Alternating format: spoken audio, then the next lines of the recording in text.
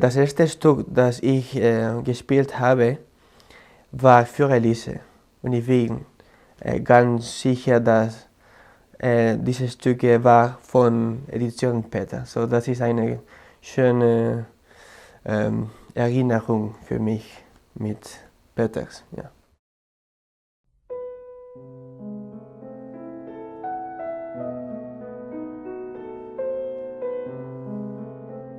In the 21st century, Edition Peters scores are used and loved by musicians around the globe. The iconic green cover is a hallmark of quality and affordability.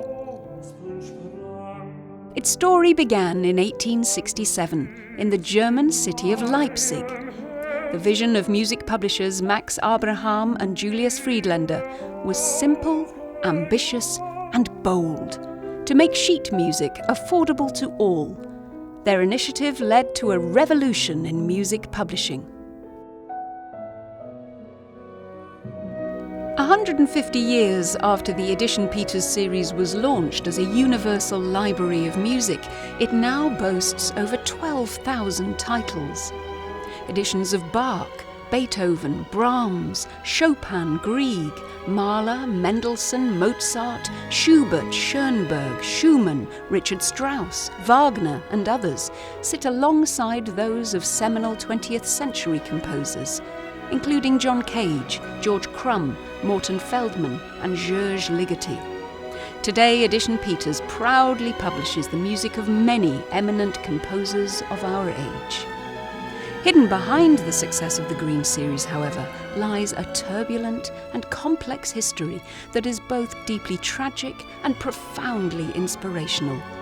A story that should not be forgotten. Leipzig in the 19th century was a leading musical centre.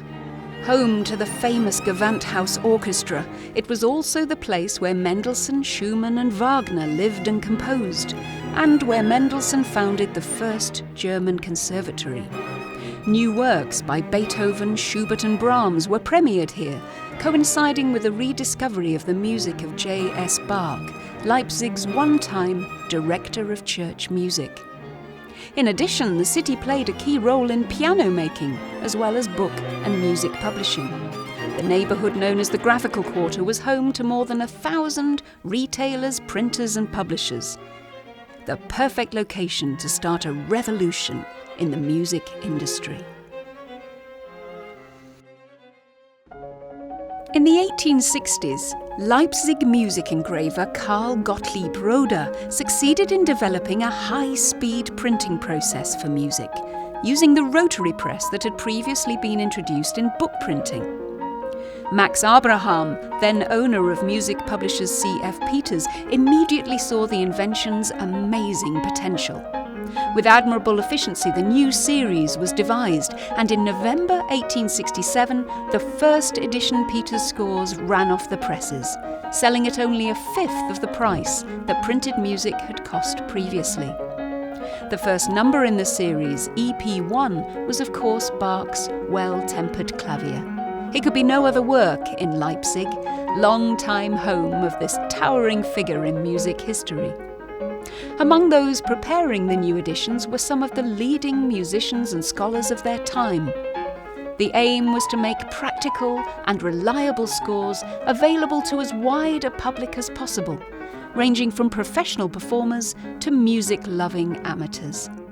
Quality and affordability were the guiding principles. Well, we always say, of course, that Bach had the first position in Peters, and it is indeed a fact that Edition Peters #1 was Bach Well-Tempered Clavier, and that's a very important thing for us, and of course in Leipzig, what else could it be? But Max Abraham also brought out an immense range of composers' music, and it's a famous fact that on the very first day after Schumann came out of his limited protection, there were 60 editions waiting to go in the warehouse, all of course produced with the new rotary press system, and so very affordable. And that of course impressed everybody enormously. The result was a sea change in musical practice. Printed music had always been costly, meaning that musicians would normally hire sheet music. Now it became possible for a much wider public to buy editions. The birthplace of this revolution couldn't have been more fitting, given that Peters was then based at an address where music history had been written before. Ich freue mich sehr, dass Sie wieder hier im Mendelssohn-Haus sind, an diesem wunderbaren, authentischen Platz, der nicht nur Felix Mendelssohn Bartholdys Sterbeort und sein Musiksalon und den wunderbaren Ort, wo er den Elias komponiert hat, beherbergt, sondern eben auch die Spuren von Max Abraham hier auf diesem Korridor, die Edition Peters gegründet hat und 7 Jahre an derselben Stelle residiert hat. The Edition Peters series was an immediate success, thanks to brilliant marketing by Max Abraham and his staff. From the start, it earned high praise from musicians and the musical public alike. The pianist Clara Schumann, widow of composer Robert, wrote to Max Abraham to express her enthusiasm for the new editions. They are truly excellent, sophisticated, and extremely playable. I prefer them to all other editions I know. Within a single month, 100 titles were released, and the series continued to grow at pace. Whenever a composer's music came out of copyright, Max Abraham was ready to have their works published as part of the Green series. In 1886, Max Abraham was joined at the firm by his nephew, Henry Hinrichsen. Over the following decades, spurred on by global success, the catalogue continued to expand rapidly, always in keeping with the key tenet of the series: high-quality performing editions at affordable prices.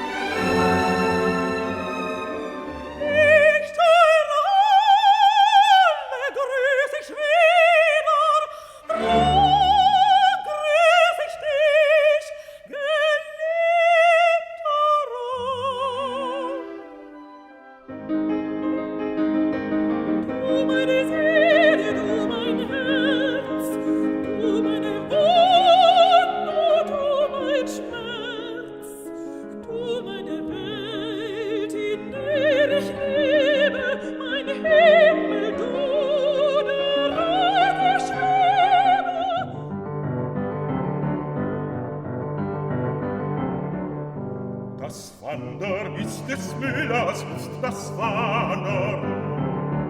Das Wandern ist des Müllers Lust, das Wandern. Das muss ein schlechter Müller sein, ihm niemals fiel das Wandern ein. Das Wandern, das Wandern.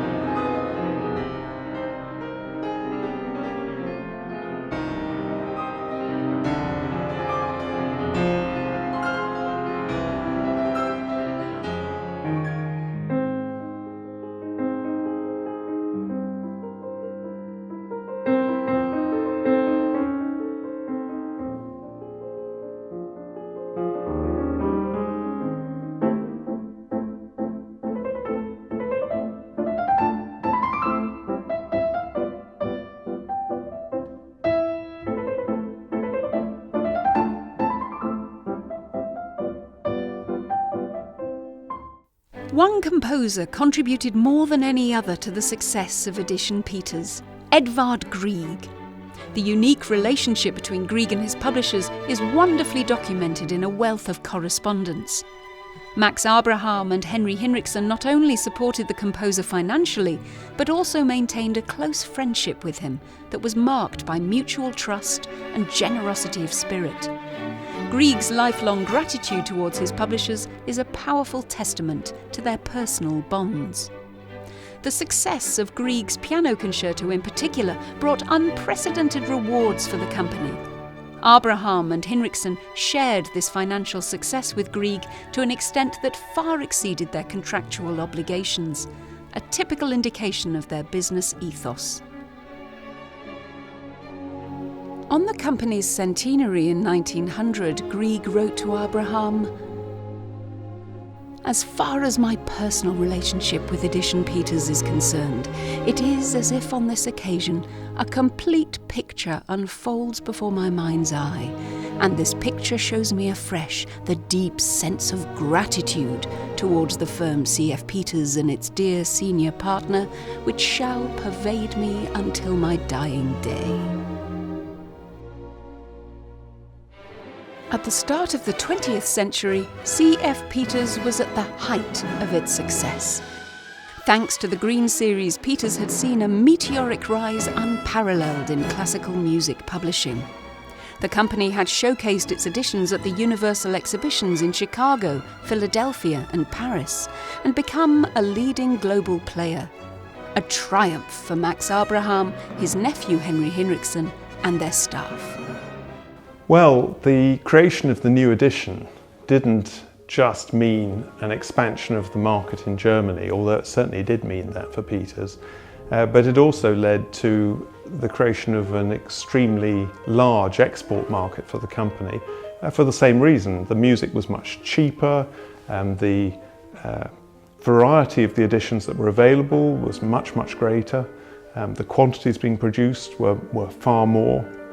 And that very quickly led to a situation where Peters was being exported all over the world.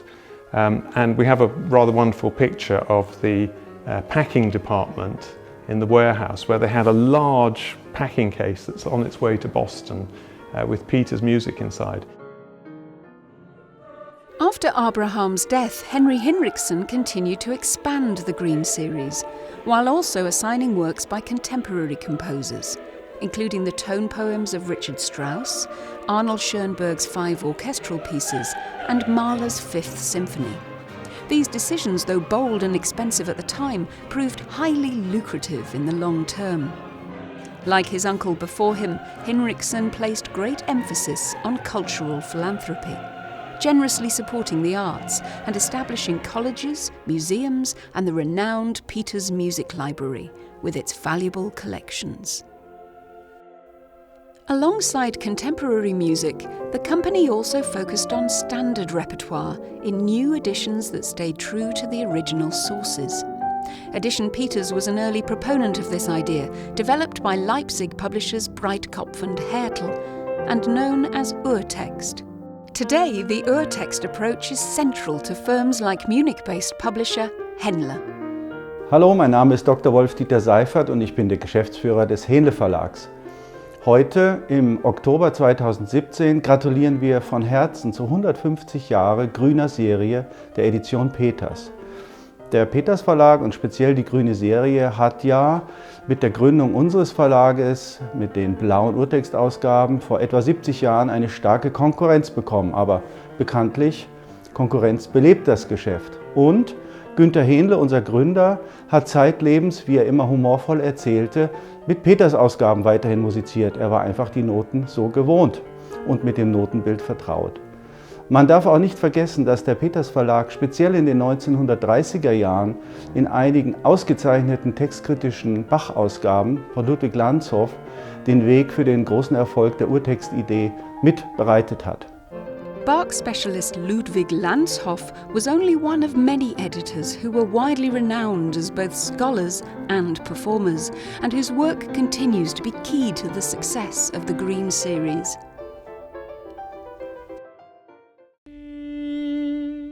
With the rise of the National Socialists, the tide turned against Edition Peters. Being of Jewish heritage, the Hinrichsen family was to suffer a horrendous fate in the Holocaust. The company's high profile made it an early target for the policy labelled Aryanization, meaning a forced sale to non-Jewish owners. The family's eldest son and heir to the company, Max, whose recent marriage was targeted by racial laws, left Leipzig for England, together with his wife and baby daughter. His younger brother, Walter, escaped to New York. Privy Councillor Dr. Henry Hinrichsen, generous benefactor, close friend and supporter of Edvard Grieg and countless musicians, music publisher, loving father and husband, was murdered in Auschwitz on the 17th of September 1942.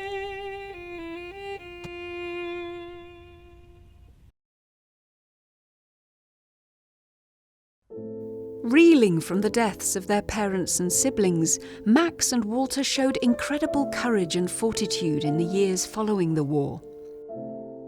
In London, Max founded a new company called Peters Edition Limited. His brother Walter set up C.F. Peters Corporation, New York. The old Leipzig firm, now under Communist East German rule, was nationalised, but continued to publish new editions of exceptional scholarly quality. In the West, this period was defined by two main concerns: the fight for the family's legal entitlement to its inheritance and publication rights, particularly in the UK, and the expansion of the contemporary catalogue through far-sighted agreements with new composers. Walter Hinrichsen showed great business acumen by making visionary signings in New York, including John Cage and George Crumb. Im ständigen Unterrichtsgebrauch habe ich zum Beispiel John Cage, der verlegt ist, der ja leider tot, von daher ist er von Rot auf Grün gewechselt, ist also ein Komponist, der mich sehr fasziniert. Wir bereiten Konzerte vor mit Werken von Cage und von daher sind die Noten auch bei diesen Komponisten sehr wichtig für uns.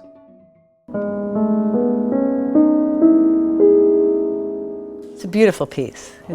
Dream is just a beautiful piece. People, in my role with the Cage Trust, I can't tell you how often people bump into people in all walks of life, all age groups, and the person will say, "Ugh, Cage, I hate his music." And I always say with genuine astonishment, I say, all of it?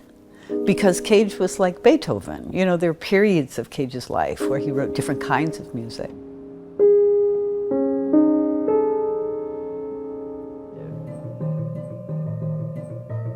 Schoenberg is quoted as saying, "He was perhaps my most interesting student, not a composer, but an inventor of genius."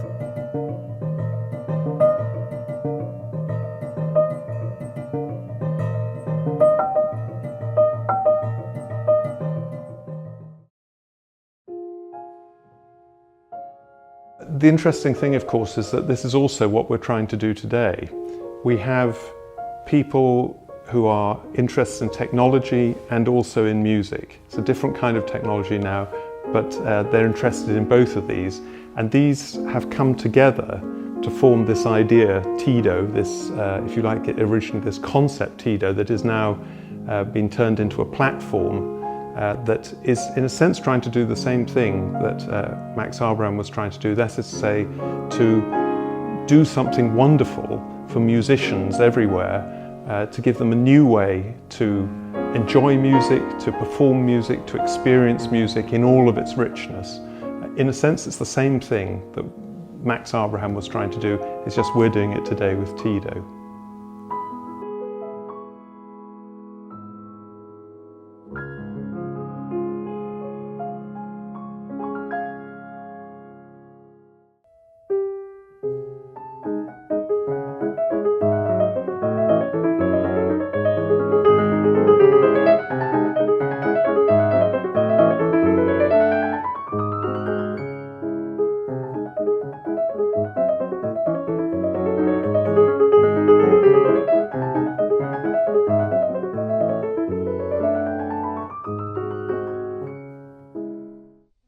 After years of negotiation, the Edition Peters Group, was finally formed in 2010, restituting the entire business to the heirs of Walter Hinrichsen in the US and to the Hinrichsen Foundation, a London-based charity.